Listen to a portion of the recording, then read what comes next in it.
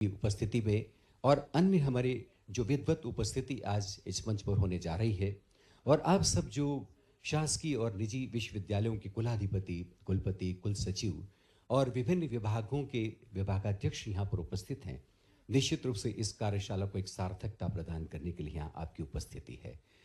माननीय राज्यपाल महोदय, माननीय मुख्यमंत्री जी और हमारे मंचासीन अतिथियों से निवेदन है कि भारतीय परंपरा जो अंधेरे से उजाले की ओर जाने की सनातन आकांक्षा के साथ जुड़ी है, मंगलदीप का प्रज्वलन इसके साथ एक नया उजाले का रूपक गढ़ता है।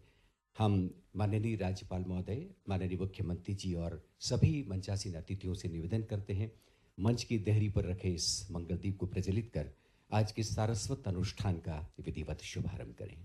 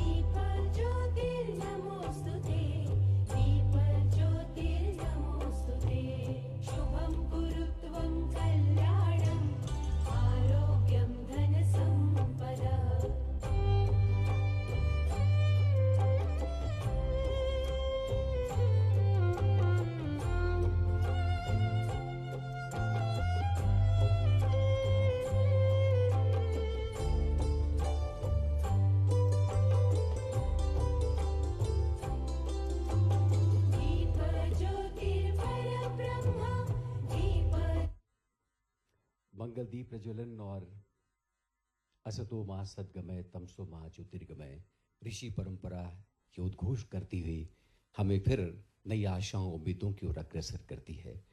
आदरणीय दिव्य सज्जनों, कहते हैं कि तुम गढ़े इसलिए गए कि तुम जो आज हो उससे बेहतर बन सको।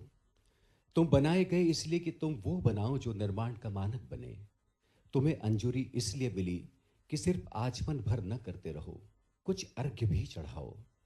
तुम्हें कंठ इसलिए मिला कि सिर्फ वंदना भर न करते रहो, कर्म का उद्घोष भी करो।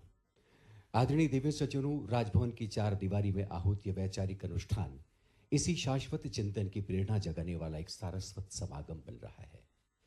माननीय राज्यपाल महोदय इस समारोह के शिल्पी हैं, मेजबान हैं, इसके परिकल्पक और पुरोहित भी हैं, और हमें इस बात की हार्दिक प्रसन्नता और संतोष है कि आप सब ने उनके आमंत्रण को स्वीकार किया और कर्मयोग को शिक्षा के व्यापक संदर्भों में गतिशील और सार्थक बनाने की दिशा में अपनी रचनात्मक भागीदारी दर्ज की है। हम मंचासीन महानुभावों का, उनकी उपस्थिति का मान करना चाहेंगे, उनका स्वागत करना चाहेंगे। माननीय राज्यपाल महोदय के स्वागत के लिए हम आदरणीय श्री के.सी. गुप्ता, अपर मुख्य सचिव राजभवन से निवेदन करते हैं वे उत्तरी और गुलदस्ता भेंट कर माननीय राज्यपाल महोदय का स्वागत करें। ये उत्तरी छिपा कला का, आत्मनिर्भरता का, पारंपरिक कौशल का उदाहरण है। छिंदवाड़ा से विशेष रूप से हमारे पारंपरिक शिल्पियों ने इसे गढ़ा है, इसे तैयार किया है। स्वागत, अभिनंदन। माननीय मुख्यमंत्री डॉक्टर मोहन यादव आज मुख्य अतिथि के रूप में उपस्थित हैं। आदरणीय के.सी. गुप्ता जी से पुनः निवेदन है, अपर सचिव, मुख्य सचिव राजभवन, वे माननीय मुख्यमंत्री जी का स्वागत करें। आदरणीय श्री अनुपम राजन जी, अपर मुख्य सचिव उच्च शिक्षा विभाग, उनसे निवेदन है माननीय राज्यपाल महोदय का स्वागत करें।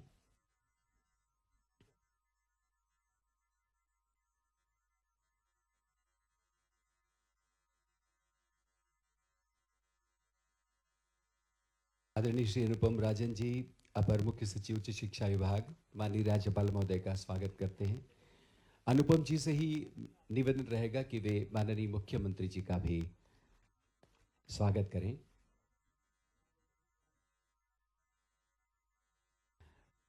माननीय उच्च शिक्षा मंत्री श्री इंद्र सिंह परमार जी हमारे बीच उपस्थित हैं। हम श्री निशांत वरवड़े, आयुक्त उच्च शिक्षा से निवेदन करते हैं।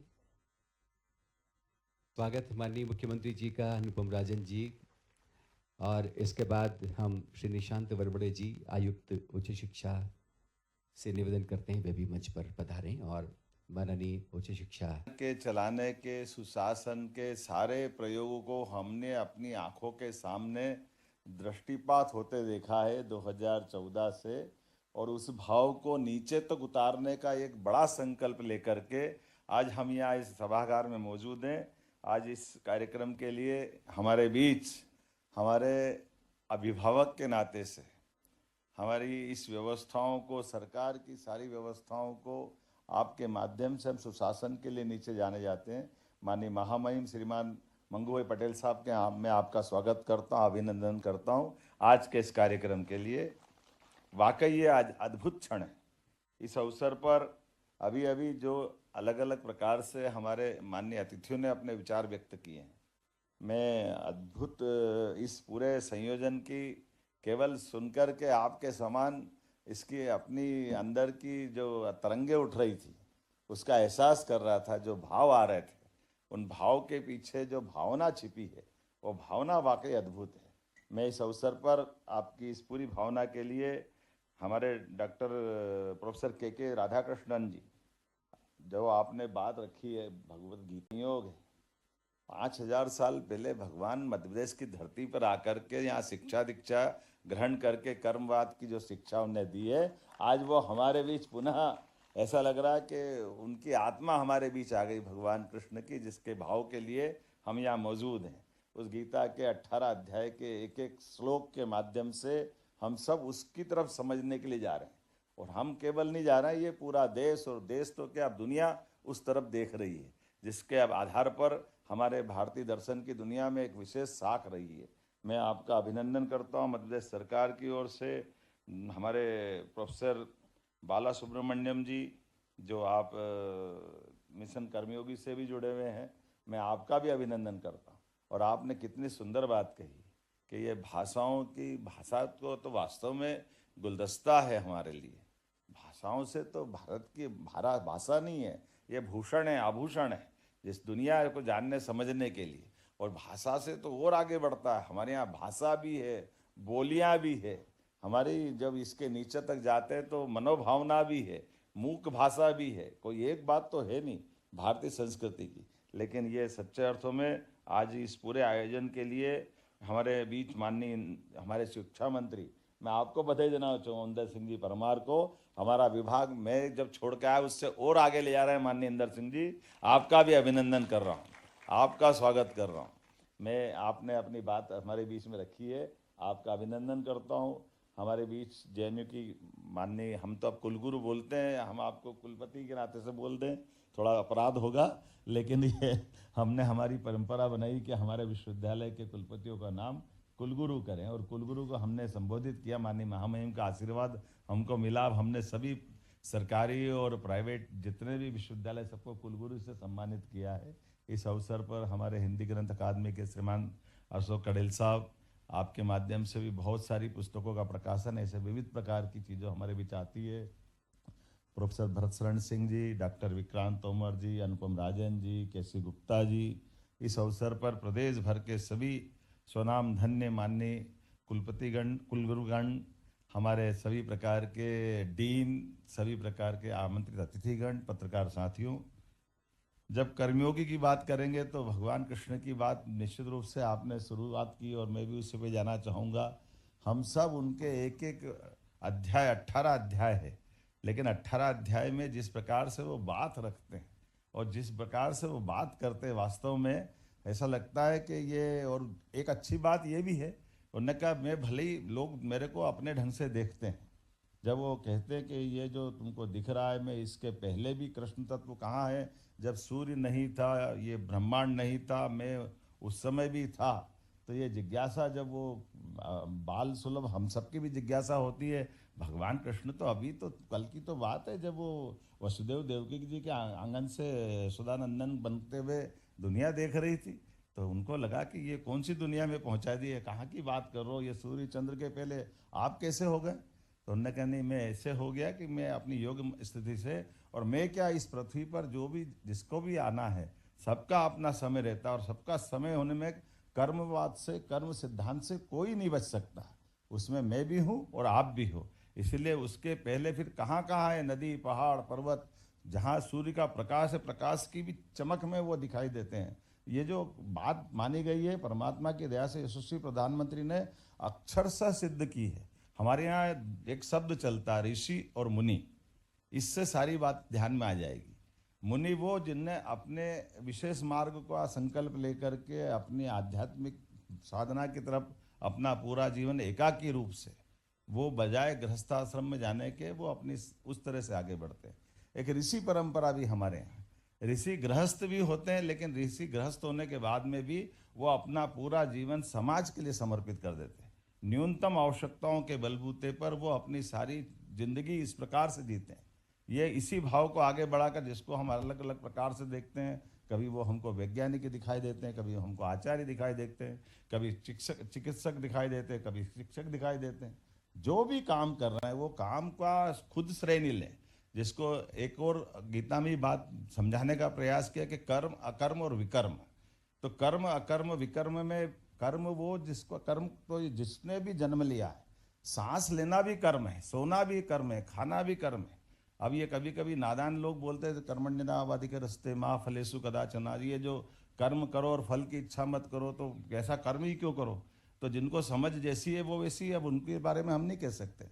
लेकिन कौन है जो कर्म करने से बचेगा? कर्म तो सबके होंगे, लेकिन कर्म करने में परमात्मा ने हमको किस प्रकार सा, उदाहरण से एक समझाना चाहूँगा कि हमारे अपने परमात्मा, जैसे नदी बह रही हो, नदी बहते बहते और उसमें से लोटा भर के हमने अपने पास रख लिया तो नदी लोटे में आ गई। लेकिन लोटे में नदी आ गई, इसका मतलब परमात्मा की आत्मा हमारे में समाहित हो गई। अब हम अपने कुछ भी काम करें और हम भगवान पर दोष देंगे कि भगवान को लगता है, भगवान को नहीं लगता है, भगवान को लग भी नहीं सकता है। ये उसी प्रकार से है, वो हमारे अपने सारे जो भी कर्म कर्म जो भी अपने हमारे अपनी आचरण के आधार पर की जाने वाली गतिविधि से, जैसे जल से बर्फ तो बनता है, लेकिन बर्फ बनने के बाद जल का पता नहीं चलता, वह जल कहाँ गया। फिर वापस बर्फ पिघलेगा तो जल बनेगा। वो जो जल और बर्फ के उदाहरण से हमको समझ में आएगा। परमात्मा हमारे बीच में आ गए, लेकिन हम जैसे बर्फ बन करके वो हमारे अपने आप को कर्म पे डाल देते हैं। और स्वाभाविक रूप से जब मैं ये बात कर रहा हूँ तो हम अपने अपने कर्म से जिस स्थान पे हम जो पहुँच गए, उस काम को उतने आत्मीयता के साथ करें, तल्लीनता के साथ करें, आनंद के साथ करें।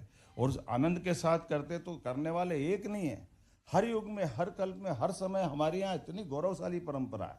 आर्यभट्ट से लगा करके चारवाक और पता नहीं सब प्रकार की दुनिया, जिसको जैसा लगा उनने अपने अपने भाव बना करके अपनी बात रखी है। समाज में कम से कम भारतीय संस्कृति की विशेषता है, कई अतिरंजित बातें उसको भी सुनने का समर्थ समाज हमारा है, और सही बात को सुनने का समाज भी हमारा है। लेकिन अच्छी बातों को, नूतन नवीन बातों को अपनाते हुए अच्छी बातों की तरफ प्रेरित करना और खराब बातों को छोड़ते जाना, इसलिए सनातन का भाव हमारे बीच में आता है। और वो सनातन का भाव हमको लगातार चिरंतन रूप से आगे बढ़ाता है। इसलिए कितना आश्चर्य लगता है कि 2014 के पहले का भारत और 2014 से आज तक का भारत हमारे बीच में अपनी आर्थिक स्थिति से लेकर सभी प्रकार के सभी क्षेत्रों में विकास की बात करते हुए, ये कर्म की तो बात है। जब अपना वैज्ञानिक मंगलयान में फेल हो जाते हैं तो हमारे माननीय प्रधानमंत्री जी उनका एक तरह से हिम्मत बढ़ाने के लिए आगे बढ़ते कि जाओ आगे बढ़ो, चिंता मत करो, फिर प्रयास करना। ये कर्मवाद के सिद्धांत की तो बात करते हैं।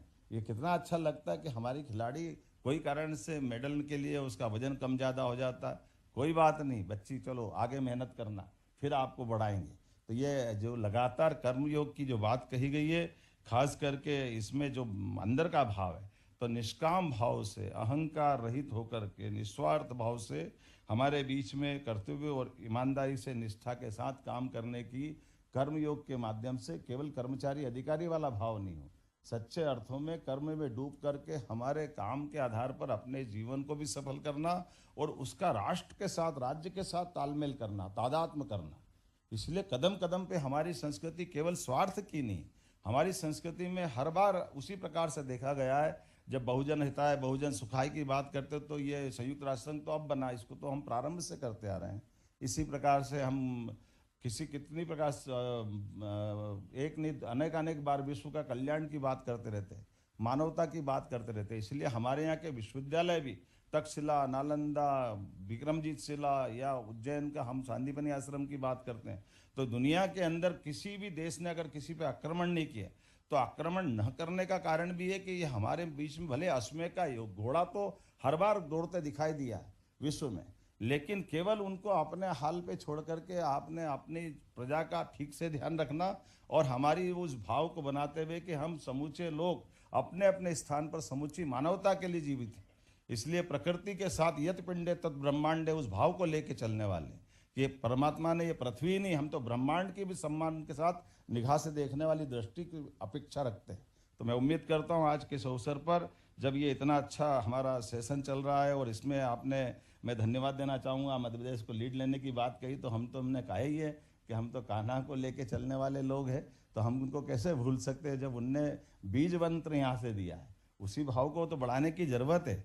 तो मैं मान के चलता हूँ कि इसके लिए भी मिशन कर्मयोगी के लिए एक राष्ट्रीय स्तर पर आप कुछ विद्वान दे देना, हम एक कमेटी बनाने की घोषणा करते ताकि ठीक से इसका क्रियान्वयन किस प्रकार से हो, इस भाव को भी रखेंगे। और जैसा कि कहा गया, अभी हमारे उच्च शिक्षा मंत्री ने अपने मनोभावना व्यक्त की है कि हमारे राज्य के अंदर 2020 से हमने शिक्षा नीति लागू की, लेकिन जो वर्तमान के दौर में जब भाषा की इस प्रकार की बातें आती है तो कोई बात नहीं, जिनको जैसी बात करना वो राजनीतिक दृष्टि से करते होंगे, लेकिन हमको तो राष्ट्र नीति के आधार पर भाव सोचते हैं। तो हमारे यहाँ पे राज्य के विद्यार्थियों के लिए भी केवल हिंदी में नहीं, तमिल, तेलुगु ऐसी राष्ट्रीय भाषा में भी पढ़ाने के लिए हम प्रेरित करेंगे। जो बच्चे इसमें जाएंगे उसको उस तरह से विशेष अंक दे करके उनको प्रोत्साहन देंगे। ये सब भाषाओं का गुलदस्ता हमारा है और ये भारत की भाषाएं, हमको इस पर गर्व होना चाहिए। आज के इस अवसर पर मैं माननीय प्रधानमंत्री जी के सच्चे कर्मयोगी की तरह जिस तरह से वो देश के प्रति सेवा कर रहे हैं, हम सब उनको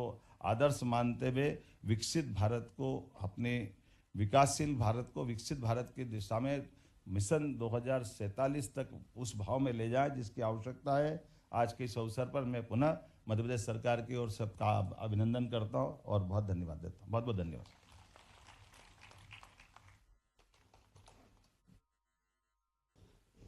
बहुत बहुत धन्यवाद माननीय मुख्यमंत्री डॉक्टर मोहन यादव जी। और देवी सज्जनों, आज माननीय राज्यपाल महोदय जिस भावना के साथ, जिस सर्वसमावेशी मानसिकता के साथ इस पूरी कार्यशाला के शिल्पी बने हैं, हम उनसे निवेदन करते हैं कि वे अपना आशीर्वाद हम सबको प्रदान करें। सभी को नमस्कार। कर्मयोगी कार्यशाला में अपने बीच उपस्थित माननीय मुख्यमंत्री श्री डॉक्टर मोहन यादव जी, उच्च शिक्षा मंत्री श्री इंदर सिंह परमार जी, अध्यक्ष निजी विश्वविद्यालय आयोग मध्य प्रदेश भरत शरण जी, उपस्थित मंचासीन सभी महानुभाव, अधिकारीगण, आप सब उपस्थित विश्वविद्यालय के कुलगुरु, कुल सचिव और भाई और बहनों, यह कर्मयोगी विषय पर राष्ट्र के भविष्य निर्माताओं के बीच चिंतन, सही समय पर सही पहल, आयोजन से जुड़े सभी बहुत बहुत बधाई और साधुवाद के पात्र हैं। आप तालियां तो बजाओ, आपको मैंने तो साधुवाद दिया, ताली बजाने में कंजूसाई कर रहे हैं सब आप।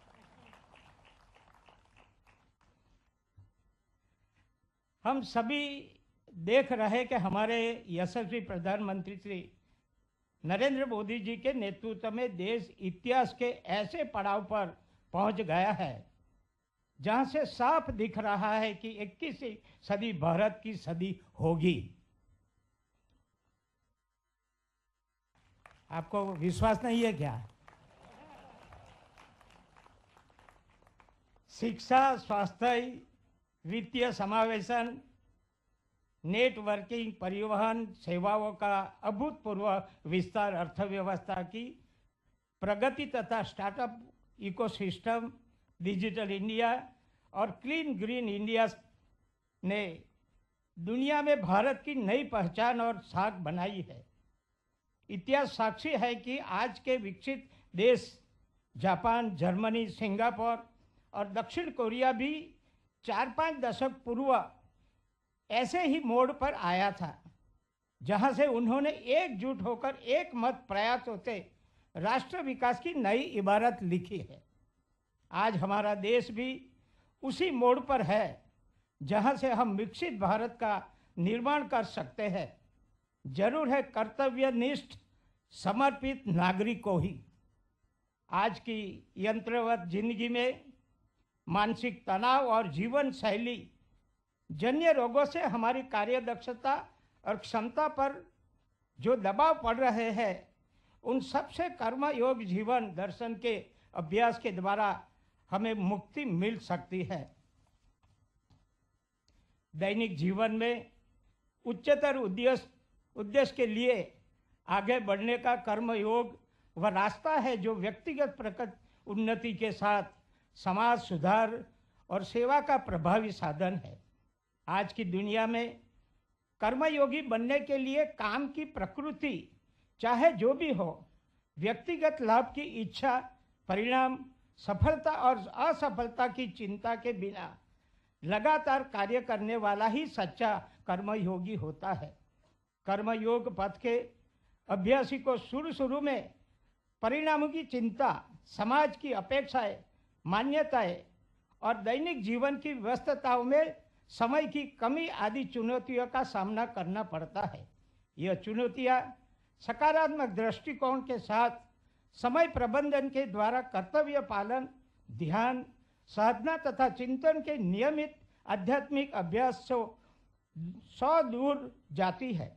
शिक्षा के तीर्थ स्थलों के प्रमुख आप सभी से अपेक्षा है कि कर्म योग के सिद्धांतों पर शिक्षण, शोध कार्य के साथ ही विश्वविद्यालय के भीतर और बाहर स्वैच्छिक सेवा गतिविधि को और अधिक प्रोत्साहित करें।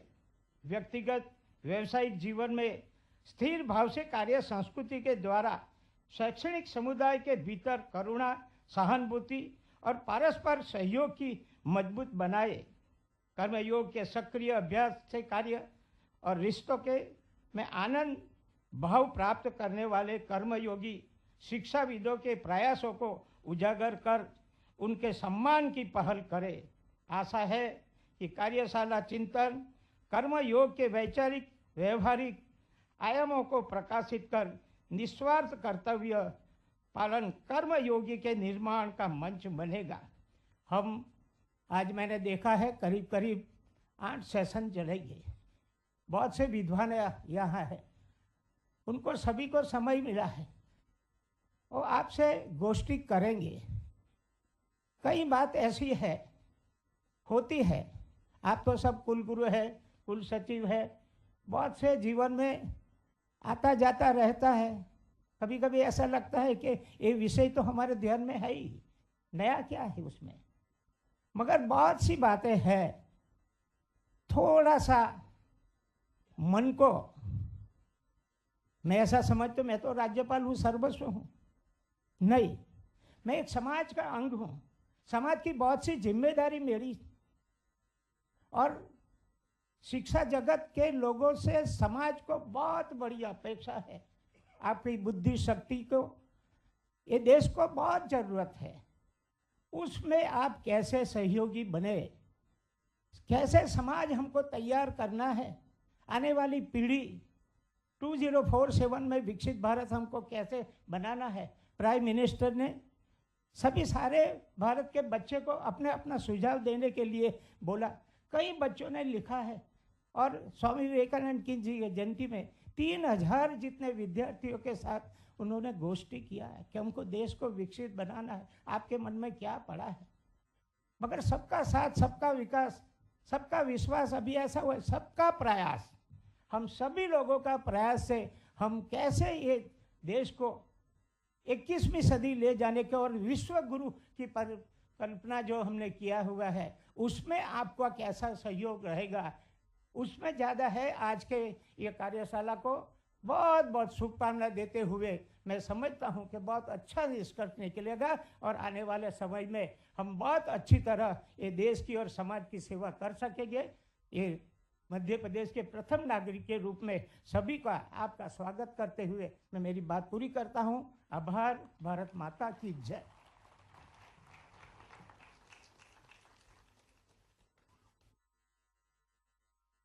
धन्यवाद माननीय राज्यपाल महोदय। इससे पहले कि अब हम आज के इस समारोह के अंतिम चरण यानी कि आभार की ओर अग्रसर हों, सूचना ये है कि इसके बाद चाय का अंतराल होगा और पुनः आप सब इस सभागृह में आएंगे और जो समानांतर तकनीकी सत्र हमारे निर्धारित हैं उसमें आप अपनी उपस्थिति इसी तरह से बनाए रखेंगे। आभार के लिए हम बहुत सम्मान के साथ आमंत्रित करना चाहेंगे राजभवन के अपर मुख्य सचिव आदरणीय श्री के.सी. गुप्ता जी को। आभार के बाद राष्ट्रगान होगा। पहुंचे हुए हैं मध्यप्रदेश शासकीय विश्वविद्यालय पेंशनर्स कर्मचारी अधिकारी एवं शिक्षक। अब ये संघर्ष समिति बोलना कि नहीं बोलना आप बता दो। बैनर पे तो लिखा है। चलिए कोई बात नहीं, पुराना बना दूंगा। मैं अपनी ओर से एक तो ये जो आपका पेंशनर समिति है, क्या है, कर्मचारी संघ क्या है,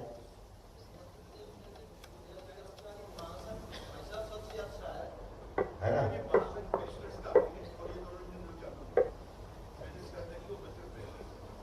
एक आप और आप वो दूसरा कौन सा है? वो कहा है 1-1 लाख दोनों को देने की घोषणा करता है।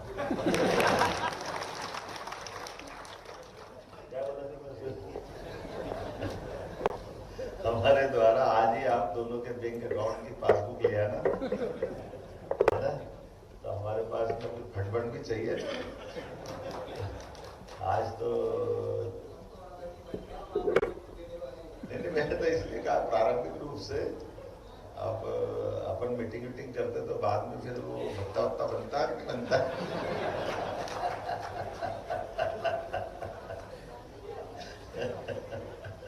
तो मेरी अपनी ओर से आज के इस कार्यक्रम में हमारे सबके आदरणीय प्रोफेसर गोपाल कृष्ण शर्मा जी, मैं आपको प्रणाम करता हूँ, आपका अभिनंदन करता हूँ। अध्यक्ष पेंशनर महासंघ, इस अवसर पर हिंदी ग्रंथ अकादमी के माननीय अध्यक्ष संचालक श्रीमान अशोक कड़ेल जी, माननीय प्रोफेसर कालिका प्रसाद जी यादव साहब, मैं आपकी भावना जरूर जानता हूँ, लेकिन परमात्मा की दया से कई जन्मों के पुण्य के बाद ऐसा कोई मौका आता है जब कोई मुख्यमंत्री बनता है। ऐसे नहीं है कि यशस्वी प्रधानमंत्री की अपनी उनकी लिए बहुत बड़ी कृतज्ञता है कि हम जैसे सामान्य किसान और मजदूर किसी गरीब परिवार से निकलकर आज इतने बड़े पद पे पहुंचा दे, ये बहुत बड़ी बात है। मैं आभार मानता हूँ माननीय प्रधानमंत्री जी का, हमारी पार्टी के सभी नेताओं, जाने अनजाने भी, भूल से भी, क्योंकि ये चीज़ ऐसी है कि बहुत महत्व की है। वैसे तो मंत्री बड़ी बात है, लेकिन ये जरूर मैं कह सकता हूँ, मैं मंत्रियों से भी पूछता और मैं भी जानता हूँ। माननीय राकेश जी यहाँ बैठे हैं, राकेश गुजर जी अध्यक्ष मध्यप्रदेश विश्वविद्यालय कर्मचारी महासंघ का। मैं जिस दिन मंत्री बना था, शिक्षा मंत्री, तो ऐसे मेरे कई लोगों ने कहा कि अब आपकी आफत है, क्या हो गया? बोले यहाँ जो ये मंत्री बने शिक्षा मंत्री के, फिर ये सब एसोसिएशन उनके प्राण लेते हैं तो वो भागे भागे फिरते हैं। कभी इधर अधिकारी खींचेंगे, कभी कर्मचारी खींचेंगे, कभी विद्यार्थी खींचेंगे, और ये बीच का शिक्षा मंत्री का एक बड़ा चुनौती का काम रहता है। मैंने कहा देखो, भगवान की दया से मैं एक बात जानता हूँ, और मैं अपने आप उस चीज को अपने मंत्रियों से भी कहता हूँ। मंत्री कौन? जिसको सब मंत्र आए वो मंत्री, नहीं तो काहे का मंत्री।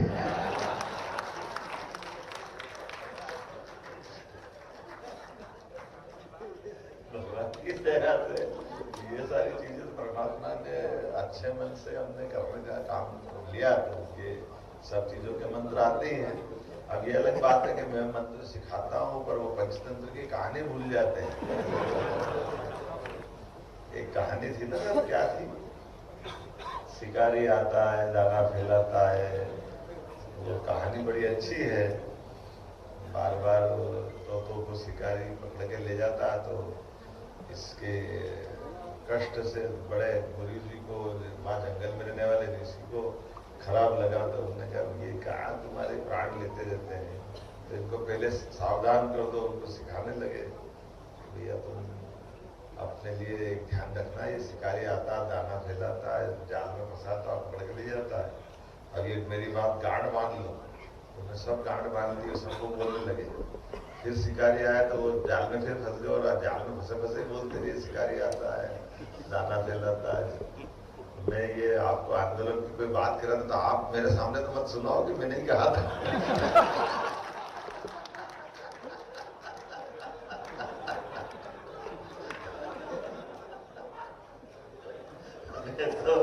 तो आपसे मैं वहां तो मेरी मुक्ति चाहूंगा। जब मैं मंत्री था तब था, आप तो मुख्यमंत्री हो।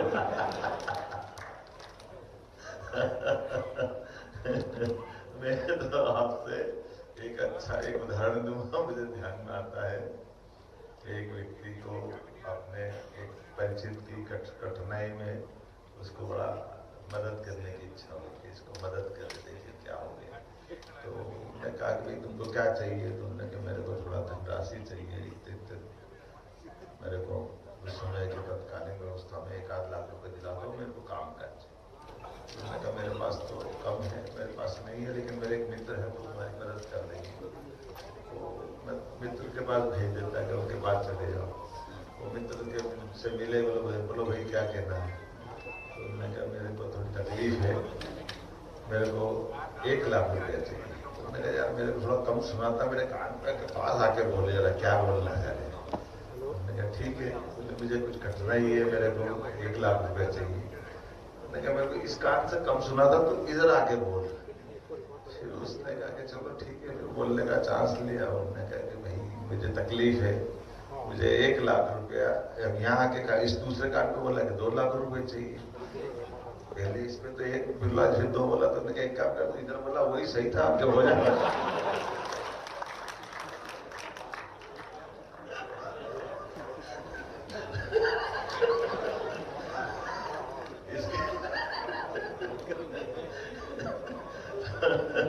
अब मैं आपके कौन से कान से सुनूं? मुझे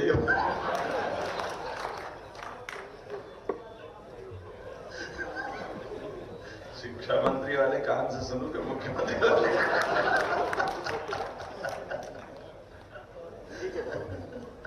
तो मेरी अपनी ओर से भाषण तो देना नहीं, हो गया मेरा भाषण पूरा।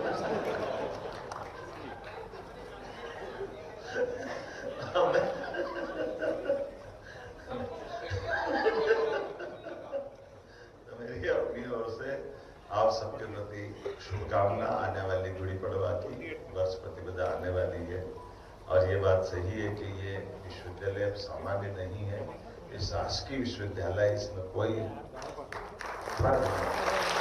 ये हमारे विश्वविद्यालय की केवल 2 श्रेणी है, निजी विश्वविद्यालय और शासकीय विश्वविद्यालय, बीच में कोई कुछ नहीं, इसके अलावा कोई।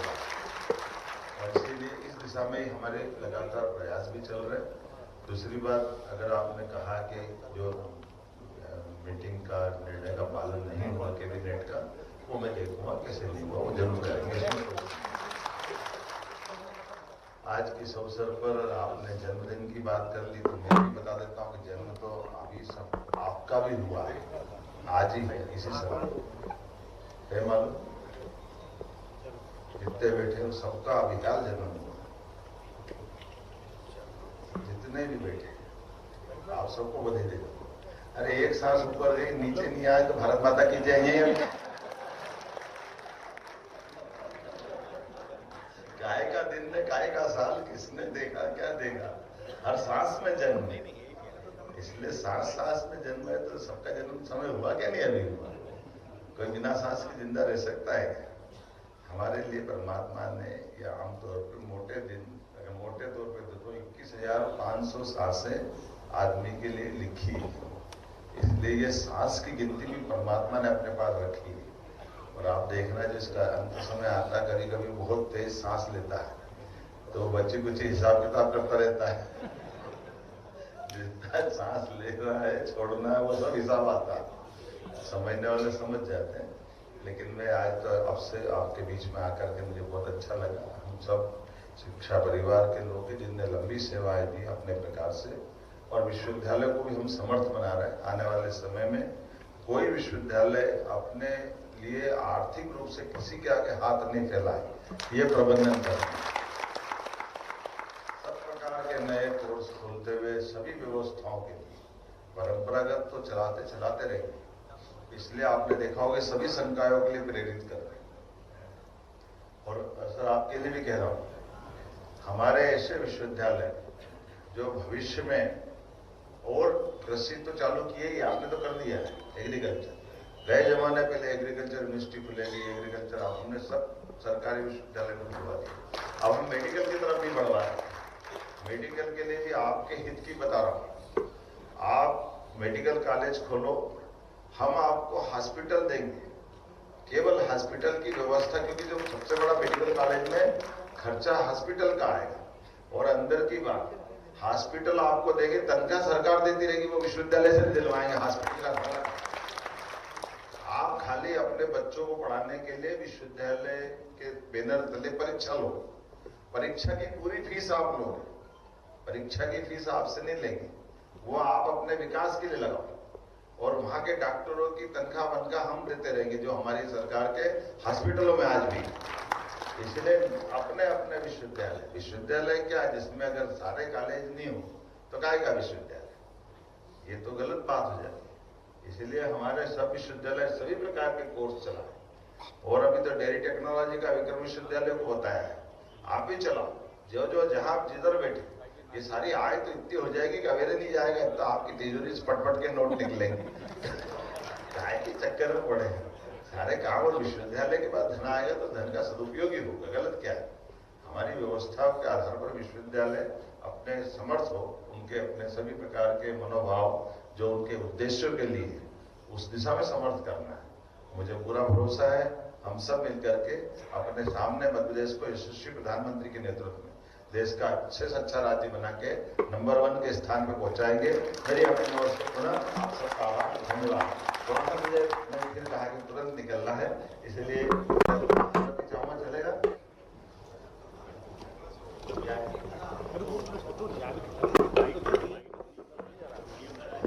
अभी पढ़ रही है।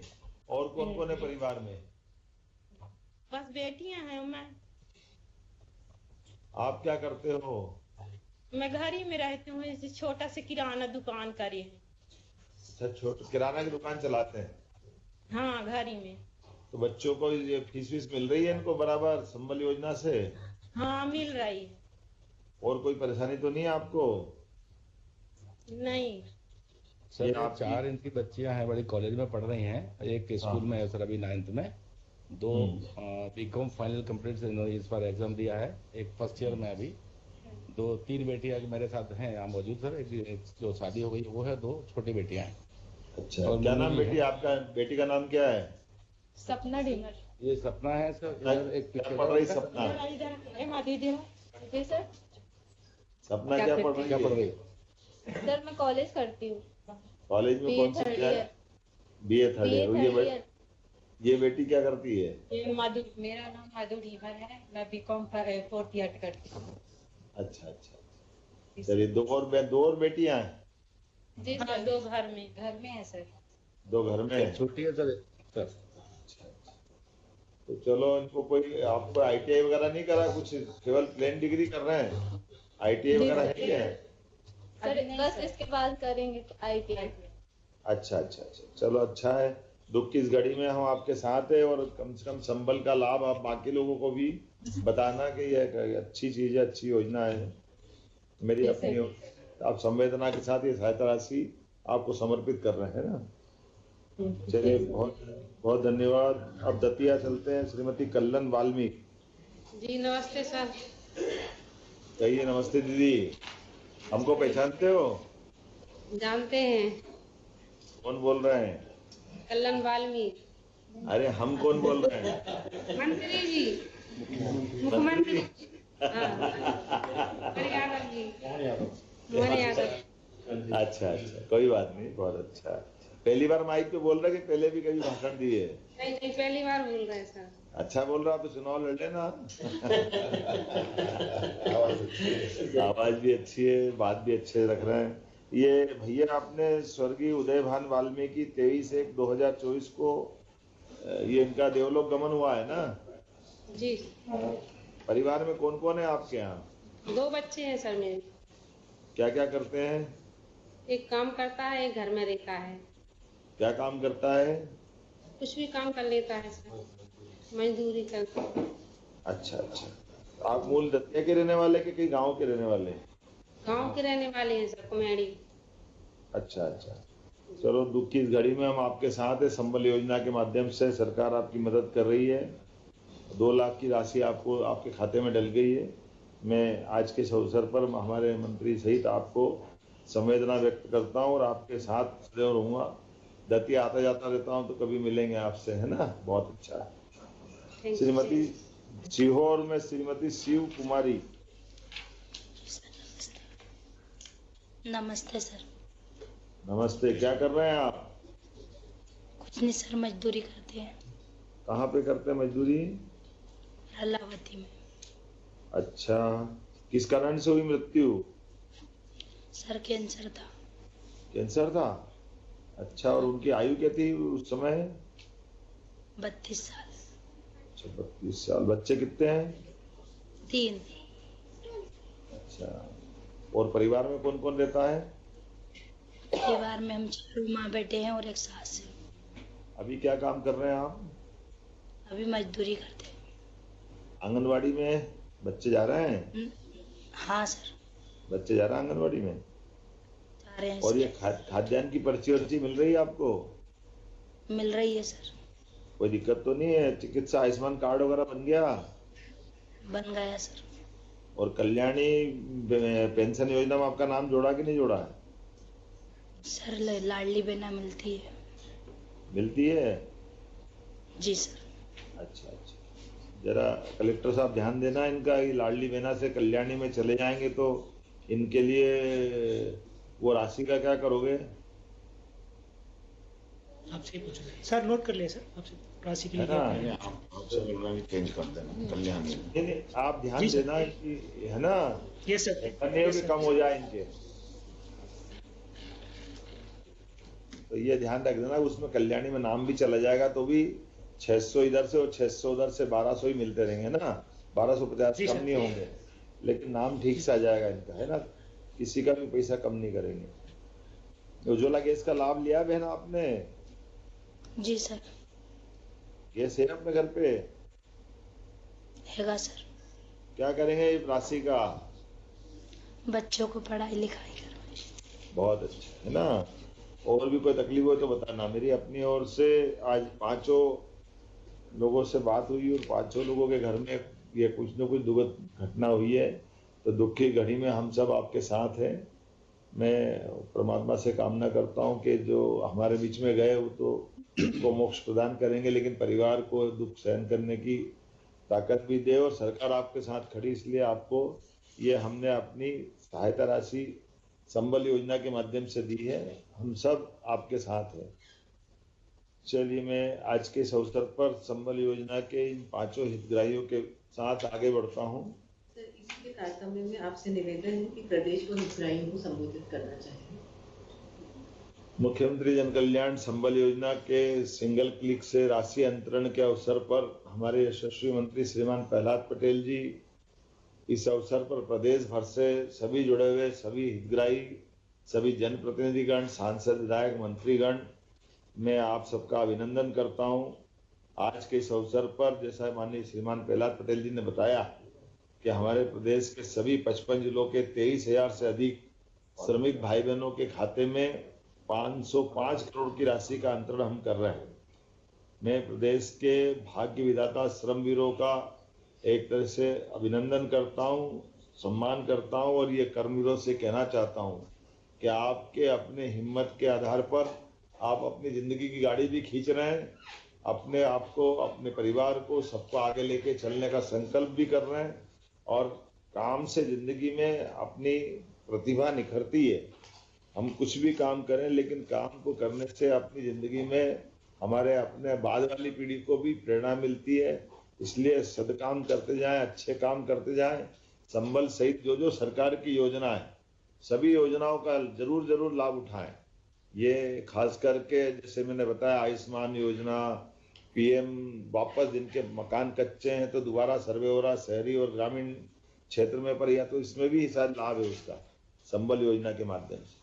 तो जो जो आपको लाभ मिल सकता है वो सारे लाभों को लेकर के कुल मिलाकर आपके परिवार की जिंदगी अच्छी हो, आपका जीवन में बदलाव आए, इसलिए हम काम कर रहे हैं। जैसा कि माननीय मंत्री जी ने भी कहा है कि हमारा प्रयास है कि हम लगातार अपना पुराना बहुत जो बकाया था 2-2 साल का, वो सारा बकाया चुकाने की स्थिति में आ रहे हैं। और ये बड़ी बात है, जैसे इस साल अभी 1400 करोड़ दे रहे हैं। आमतौर पे 600-700 करोड़ अगर मिल जाते थे तो बहुत होते थे, लेकिन हमने प्रयास किया कि जो जो भी जिसकी धनराशि देना है वो पूरी देना है, उसमें कोई ढील ढाल नहीं देना है। और खास करके संबल योजना के माध्यम से रोटी, कपड़ा, मकान, इन मूलभूत आवश्यकताओं के साथ पैसे की जरूरत पड़ती है। अभी आपके पास जो भी राशि पहुंचे उसका सदुपयोग आप करें, अपने बच्चों के लिए, परिवार के लिए, थोड़ा भविष्य के लिए। और विषम परिस्थिति और विपत्ति में राशि बची हुई वही सबसे बड़ा सहारा बनती है। तो मैं उम्मीद करता हूं कि आने वाले समय में इन सारी बातों के आधार पर आप चलेंगे। हमारी सरकार ने गिग और प्लेटफॉर्म वर्कर्स को भी असंगठित मानते हुए 1 मार्च से, अर्थात ये जो दूसरे प्रकार के लोग हैं जिनको इसके लाभ नहीं देते थे, अब उनको भी लेकर के संबल योजना में निर्णय किया है कि उनको जोड़ेंगे। और संबल 2 के माध्यम से अंत्येष्टि सहायता और अनुग्रह सहायता योजना भी हम बराबर चला रहे हैं। अब तक प्रदेश में 6,58,000 से अधिक परिवारों को 5,927 करोड़ की राशि का हित लाभ दिया जा चुका है। ये बहुत बड़ा आंकड़ा है। यशस्वी प्रधानमंत्री श्रीमान नरेंद्र मोदी जी के नेतृत्व में आयुष्मान योजना के माध्यम से भी लाभ दे रहे हैं। उसकी राशि का अलग 5 लाख तक का इलाज आप सबको कराने को मिलता है। अब ये बात भी सही कि हमको ये ध्यान रखना है कि जो गर्भवती बहनें हैं उनको गर्भवती अवस्था में काम पे नहीं जाना है, उनको बच्चों की चिंता करना है। इसलिए ऐसी बहनों के लिए भी 16,000 रुपये देने के लिए, पोषण के लिए, ये भी योजना का लाभ इसी के साथ दे रहे हैं। और जो दिव्यांग किसी कारण से अस्थायी रूप से जाते हैं उनको 1 लाख रुपया, और स्थायी रूप से दिव्यांग होने पे भी 2 लाख रुपए की राशि दी जाती है। सभी हितग्राहियों के मृत्यु अगर दुर्घटना में होती है तो 4 लाख और सामान्य मृत्यु पे 2 लाख रुपए की राशि देने का ये प्रावधान। राशि का सवाल नहीं, सवाल कठिन समय में आपके ये जो आंसू पहुंचने के लिए सरकार आपके साथ संवेदना रूप से खड़ी है। परमात्मा करे ये मौका किसी को नहीं आए, लेकिन ऐसा मौका आ जाए तो सरकार सदैव आपके साथ खड़ी दिखाई देगी। आज के इस अवसर पर मेरी अपनी ओर से आपके संघर्ष को प्रणाम, आपके परिश्रम को नमस्कार, और सरकार के माध्यम से आपके अपने बच्चों को भी पढ़ने लिखने के लिए हमने स्कूल जाने लायक सीएम श्री एक्सीलेंस कॉलेज खोले हैं। आजकल तो अच्छे बच्चों को स्कूटी, लैपटॉप, जो राशि जिस डे में देना है वो सारी राशि हम दे रहे हैं। कुल मिलाकर के मध्य प्रदेश के बच्चों की जिंदगी बेहतर से बेहतर हो, हर एक परिवार में सुख का सूरज निकले, उनके जीवन में सुख, आनंद, वैभव छाए, इसलिए हम सब काम कर रहे हैं। मेरी अपनी ओर से आज के इस आयोजन में माननीय मंत्री जी श्रीमान प्रहलाद पटेल जी बहुत दक्षता से लगे हुए हैं, वो लगातार काम कर रहे हैं। और हम सब ने मिलकर तय किया है कि हमारे काम में शुचिता भी रहे, पारदर्शिता भी रहे और दक्षता भी रहे, जिसके आधार पर हमारे जो भी निर्णय है वो निर्णय को नीचे क्रियान्वयन करने की दृष्टि में भी, और जो लाभार्थी है वो उनके हक का उन तक पहुंचे, इस दिशा में हम काम कर रहे हैं। मैं माननीय मंत्री जी को भी और उनके माध्यम से सभी अधिकारियों को बधाई देना चाहूंगा, जिनके आधार पर ये लगातार अच्छा एक अपना पुराना बेकला खत्म हुआ है, अर्थात पुराने लोगों की जो देनदारी वो समाप्त हुई। आने वाले समय में इसको हम और नियमित रूप से देते रहेंगे। मेरी अपनी ओर से पुनः एक अच्छे कार्यक्रम की बधाई, बहुत बहुत धन्यवाद। मंडल के सचिव महोदय से निवेदन है कि वे आभार प्रदर्शन करें। आज के सर इस गरिमामय कार्यक्रम में माननीय मुख्य प्रदेश के मुखिया माननीय मुख्यमंत्री जी द्वारा हम सभी को मार्गदर्शन दिया गया, इसके लिए बहुत आभार व्यक्त करता हूँ। माननीय मंत्री जी का मार्गदर्शन हम लोगों को हमेशा मिलता रहता है और आप जुड़े हुए हैं, आपके लिए तहे दिल से इसके लिए आभार है। प्रमुख सचिव महोदय, हमेशा हम लोग का आपके निर्देशन में हम लोग काम करते रहते हैं और सतत रूप से जुड़े हुए हैं, इसके लिए आपको और एसीएस सर का हमेशा हम लोग का मार्गदर्शन मिलता रहता है, इसके लिए एसीएस सर का भी मैं तहे दिल से आभार व्यक्त करता हूँ। बहुत धन्यवाद।